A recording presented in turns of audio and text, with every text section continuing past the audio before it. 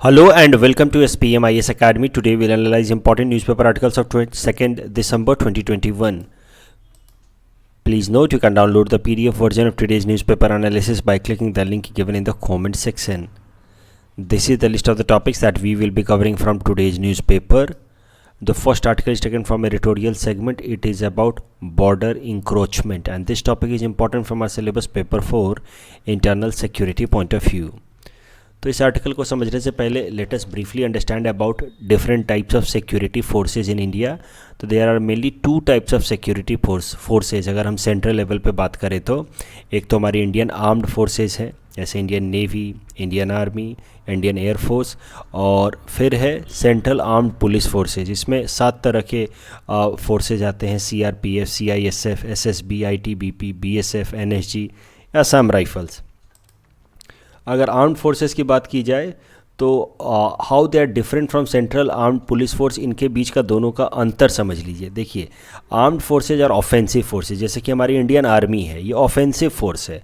मतलब जब किसी देश पे अटैक करने की ज़रूरत होगी तब इंडियन आर्मी को बुलाया जाएगा. अदरवाइज़ ये लोग कैंटोनमेंट में रह के अपना एक्सरसाइज करते हैं, प्रैक्टिस करते रहते हैं. So armed forces are offensive forces, जबकि ये जो सेंट्रल आर्म्ड पुलिस फोर्सेज हैं दे आर डिफेंसिव फोर्सेज. यानी कि नॉर्मल टाइम में बॉर्डर को गार्ड करना या इंटरनल सिक्योरिटी मेंटेन करना, ये काम होता है सेंट्रल आर्म्ड पुलिस फोर्सेज का. और जैसा कि मैंने आपको बताया, Indian armed forces are deployed during war, but these central armed police forces are deployed during peace time. अगर बात की जाए अलग अलग तरह के सेंट्रल आर्म्ड पुलिस फोर्सेस की, तो सबके अलग अलग मैंडेट हैं, अलग अलग जिम्मेदारियां हैं. फॉर एग्जांपल असम राइफल्स, ये लोग इंडो म्यांमार बॉर्डर को गार्ड करते हैं. BSF border security force, they guard India Pakistan and India Bangladesh border. ITBP Indo Tibetan border police, they guard India China border. Sashastra Seema Bal, they guard India Bhutan and India Nepal border. CRPF की अगर बात की जाए तो CRPF का किसी बॉर्डर पे इस्तेमाल नहीं होता है. इनका इस्तेमाल होता है इंटरनल सिक्योरिटी मैनेज करने के लिए, जैसे नक्सल्स के खिलाफ ऑपरेशन करने में या फिर नॉर्थ ईस्ट में इंसर्जेंट ग्रुप्स के खिलाफ ऑपरेशन में CRPF का इस्तेमाल होता है. कभी कभार किसी स्टेट पुलिस को ये लोग असिस्ट करते हैं in maintaining law and order. उसके अलावा CISF है, सेंट्रल इंडस्ट्रियल सिक्योरिटी फोर्स. इनका इस्तेमाल होता है जो पब्लिक सेक्टर अंडरटेकिंग्स हैं, PSU वगैरह या इंडस्ट्रियल यूनिट्स हैं, उनकी देखभाल करने में. आपने एयरपोर्ट्स पे भी देखा होगा CISF के लोग वहाँ होते हैं सिक्योरिटी प्रोवाइड करने के लिए. उसके अलावा NSG नेशनल सिक्योरिटी गार्ड, इनको हम लोग ब्लैक कैट्स भी कहते हैं. इस तरीके पूरा ऊपर से नीचे तक ये लोग ब्लैक कलर में होते हैं. और NSG को स्पेशली बनाया गया था in 1986 in order to combat terrorist activities. तो टेररिस्ट लोग को जहाँ पे भी टेररिस्ट्स के खबर निकल के आती है, टेररिस्ट एक्टिविटीज़ की खबर निकल के आती है, फिर वहाँ पे NSG को भेजा जाता है. NSG को मेनली बनाया गया था after assassination of Indira Gandhi and operation blue star. अब करंट न्यूज़ ये है कि देखिए, जो ये हमारी बॉर्डर सिक्योरिटी फोर्स है BSF, जो इंडिया पाकिस्तान और इंडिया बांग्लादेश बॉर्डर को सेफगार्ड करती है, BSF के मैंडेट बढ़ा दिए गए हैं. यानी कि BSF का आप समझिए ज्यूरिडिक्शन बढ़ा दिया गया है for seizure and search up to 50 kilometre in 3 states, Assam, West Bengal and Punjab. जैसे आप देखिए, ये बांग्लादेश का बॉर्डर है वेस्ट बंगाल से, और ये फिर असम का बॉर्डर है बांग्लादेश से. तो जहाँ जहाँ पे BSF गार्ड कर रही है इन 3 स्टेट्स में, आसाम में, वेस्ट बंगाल में, पंजाब में, इन तीनों ही जगहों पे पहले कैसा था कि BSF को इंटरनेशनल बॉर्डर से 15 किलोमीटर अंदर तक कहीं पे भी सर्च करने का या कोई भी सामान जब्त करने का, सीज करने का अधिकार था. यानी कि इनके ज्यूरिडिक्शन BSF के इंटरनेशनल बॉर्डर से 15 किलोमीटर्स तक ही रहते हैं अंदर तक इन जनरल. लेकिन इन 3 स्टेट्स में, असम में, वेस्ट बंगाल में और पंजाब में, BSF के ज्यूरिडिक्शन को 15 किलोमीटर से बढ़ा करके 50 किलोमीटर कर दिया गया है. ये हाल फिलहाल में decision ministry of home affairs ने इसलिए लिया है क्योंकि मिनिस्ट्री ऑफ होम अफेयर्स का मानना है कि इन दोनों देशों से, पाकिस्तान से और बांग्लादेश से, कई सारे ड्रोन्स भेजे जा रहे हैं कैरिंग ड्रग्स और अदर वेपन्स इन इंडिया. तो ड्रोन्स आपको पता है अनमैन्ड एयर व्हीकल्स होते हैं, उनके मदद से हमारे देश में कुछ इस तरह की चीज़ें इलीगल चीज़ें जैसे कि ड्रग्स या वेपन्स भेजने की कोशिश की जा रही है और इसी कारण से बीएसएफ का मैंडेट बढ़ाया गया है। बीएसएफ के मैंडेट को एक्सटेंड करने से एक फ़ायदा ये होगा कि it will improve operational efficiency of BSF. BSF और ज़्यादा एफिशिएंट होगा and it will crack down smuggling cases in the border region. इस टॉपिक के बेसिस पे प्रीलिम्स प्रैक्टिस क्वेश्चन हमने आपको दे रखा है। Please attempt this question and you can submit the answer in the comment section. The next article is taken from international segment. It is about debt trap diplomacy of China. This topic is important from our syllabus paper 3 international relations point of view. तो देखिए, China की एक diplomacy है जिसको हम लोग कहते हैं चेक बुक डिप्लोमेसी, या उसी को हम लोग डेट ट्रैप डिप्लोमेसी भी कह सकते हैं। दोनों का मतलब मोर और लेस एक ही है। देखिए, चाइना के पास बहुत ज़्यादा फॉरेक्स रिजर्व है और फिर चाइना इस फॉरेक्स रिजर्व का इस्तेमाल करता है दुनिया के अलग अलग देशों को पैसे देने के लिए। उनके यहाँ पे वो जाता है, कहता है कि हम तुम्हारे यहाँ पे ये पोर्ट बना देते हैं, ये रेलवे बना देते हैं, ये रोड लाइन बना देते हैं। तो इसको कहा जाता है चेक बुक डिप्लोमेसी। जहाँ जाता है वहाँ अपना चेक बुक निकाल करके दिखाता है कि हमसे पैसे ले लो, हमारे यहाँ से हमारे पैसों की मदद से रोड बना लो, रेलवे बना लो।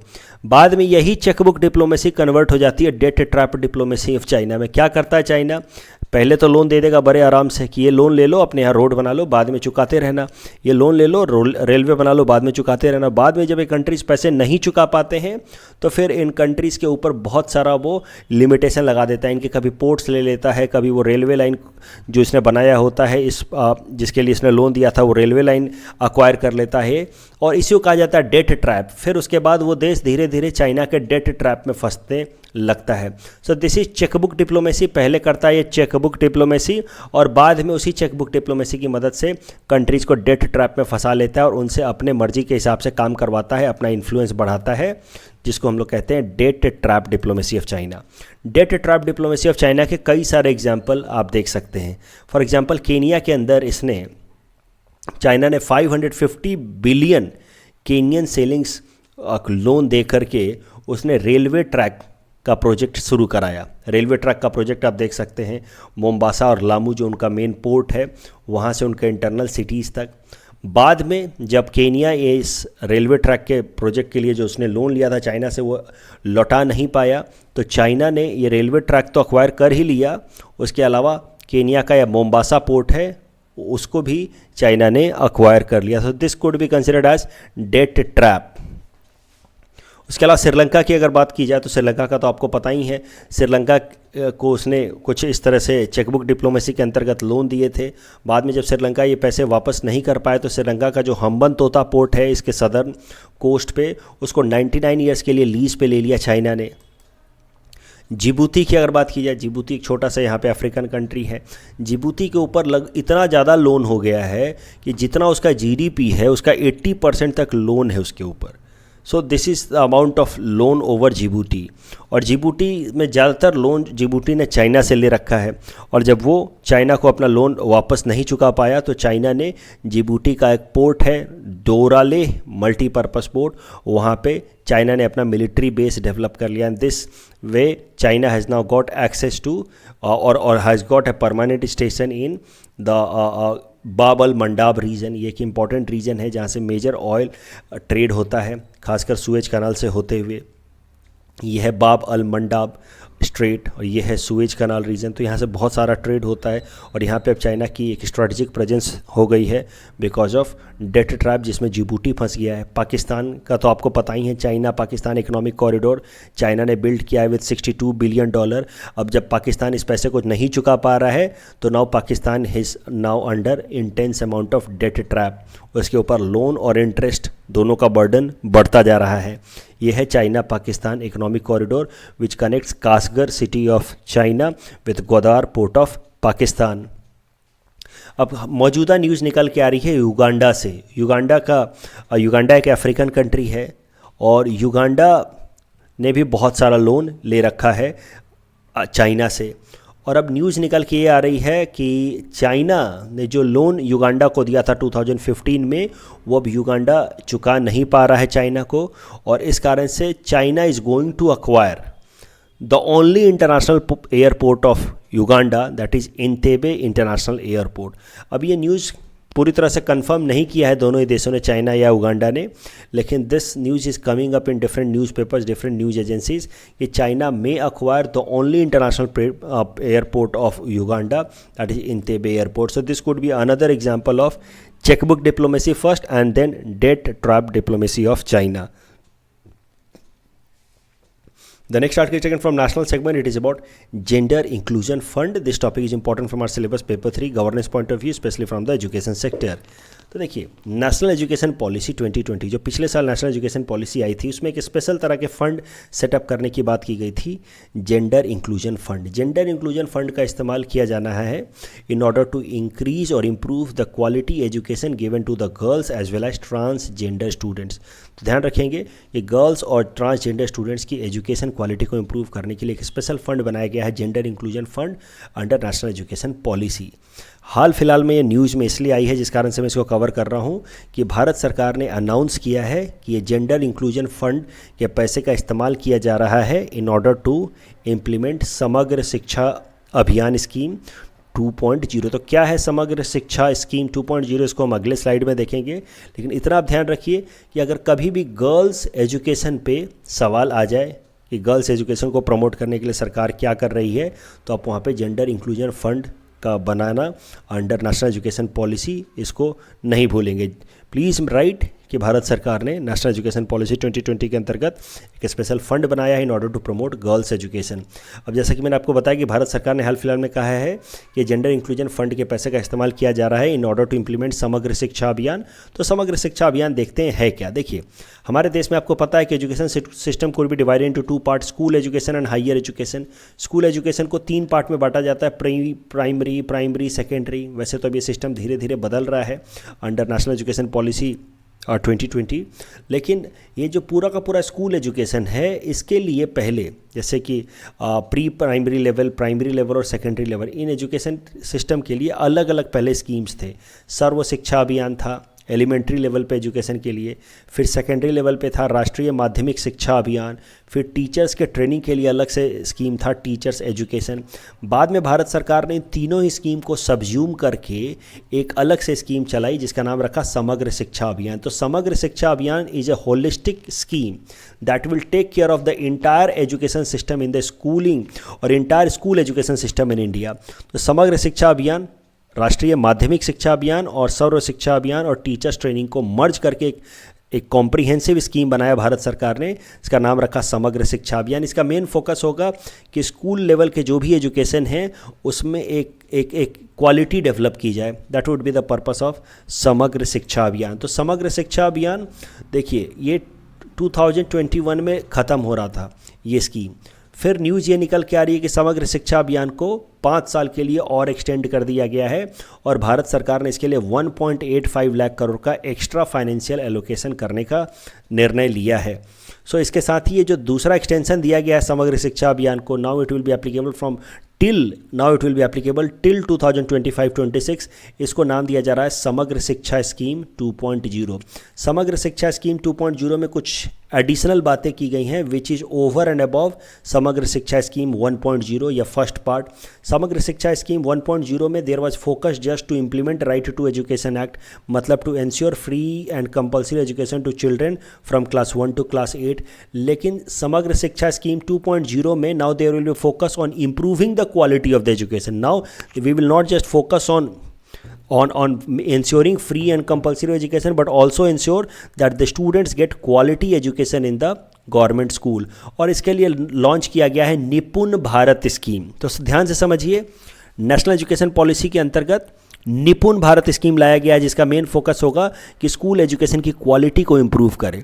तो निपुण भारत स्कीम का टारगेट क्या रखा गया है कि हर बच्चे को, हर स्कूल जाने वाले बच्चे को, चाहे वो सरकारी स्कूल में पढ़ रहा हो, उसको कम से कम basic reading, writing and number system सिखा दिया जाए बाय ग्रेड 3.